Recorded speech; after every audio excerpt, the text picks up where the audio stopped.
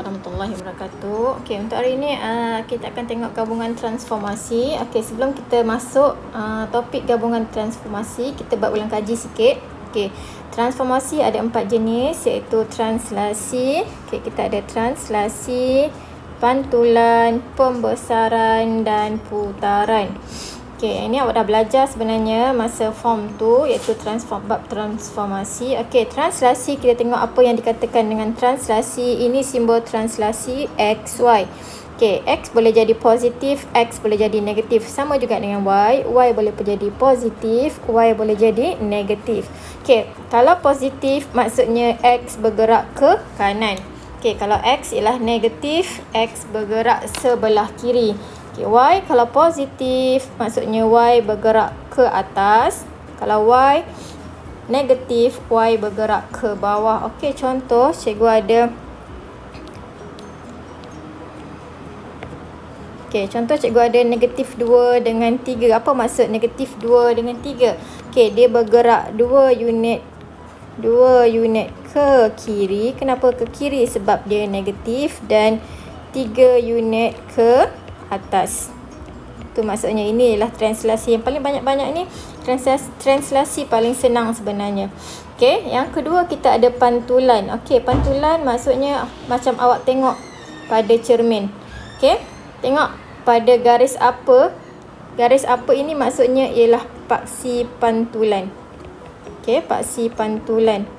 Okey, contoh dia kata paksi pantulan ialah paksi X. Mana paksi X?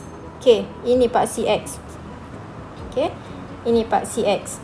Kalau dia kata paksi Y, okey, ini paksi Y. Ataupun ada juga soalan dia kata cari imej titik P pada garis Y sama dengan negatif 1, Y sama dengan 3. Bergantunglah pada soalan, dia tak kisah pun apa nilainya. Okey, kalau titik tak ada masalah. Kalau dibagi dalam bentuk lukisan, contoh lukisan segitiga, imej yang terbentuk adalah terbalik. Kita tahu pantulan, macam kita tengok cermin, gambar yang terhasil lah terbalik daripada objek asal.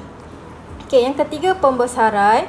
Okey, pembesaran kita dah tengok ada dua benda yang kena tengok pada pembesaran, iaitu pusat pembesaran dan juga faktor skala. Okey, pusat pembesaran, macam mana nak cari pusat pembesaran? Kita sambungkan pada bucu-bucu imej. Tengok kat mana dia bersilang. Jadi itu ialah pusat pembesaran. Okey, faktor skala pun kita dah tengok. Formula dia kita ada K sama dengan panjang imej per panjang objek. Okey, yang last sekali ini susah sikit, iaitu putaran. Okey, putaran nanti cikgu tunjukkan macam mana putaran. Okey, putaran apa yang awak kena tahu ialah di mana pusat putaran. Kemudian kena tahu sama ada dia ikut arah jam ataupun lawan jam pada sudut berapa. Okey, biasa diberi sudut 90 dan sudut 180. Okey, kat sini cikgu bagi contoh dua je dulu, iaitu translasi dengan pantulan. Okey, translasi tengok contoh. Titik P bergerak dengan translasi 24. Cari koordinat bagi titik imej bagi titik P. Okey, titik P kat mana? Ini titik P. Okey, kita ada P sama dengan 21. Kemudian kita nak cari imej apabila dia bergerak dengan translasi 24. Sebenarnya ada formula untuk translasi, kita tambah je. Okey, tambah je translasi yang diberi dengan objek. Okey, dengan koordinat objek. Okey, contoh koordinat objek ialah 21. Okey, translasi 24. Jadi kita tambahkan je lah. 2 tambah 2, 1 tambah 4. Jadi imej akan berada pada koordinat 4, 5. Okey, kalau tak ingat koordinat, kita buatlah pergerakan. Macam mana pergerakan? Sama je cikgu cakap tadi. 2 maksudnya dia bergerak 2 unit ke sebelah kanan. 4 maksudnya 4 unit ke atas. Okey, dia positif. Jadi dia bergerak ke atas. Jadi imej dia dekat sini. Okey, sama. Awak akan dapat 4, 5 juga. Okey, yang kedua, cikgu ada pantulan. Cari imej titik yang sama ni, P pada paksi pantulan Y sama dengan 2. Okey, kita cari dulu kat mana Y sama dengan 2. Kita buat satu garisan. Okey, nak buat garisan putus-putus pun boleh. Nak buat garisan lurus pun boleh. Okey, kemudian ingat, pantulan jarak dia mesti sama. Kalau sini 2, sini pun 2. Tapi ni sebenarnya 1 unit kalau tengok dekat skala dia.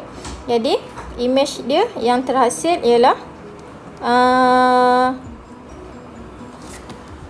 2, 3. Okay, 2, 3.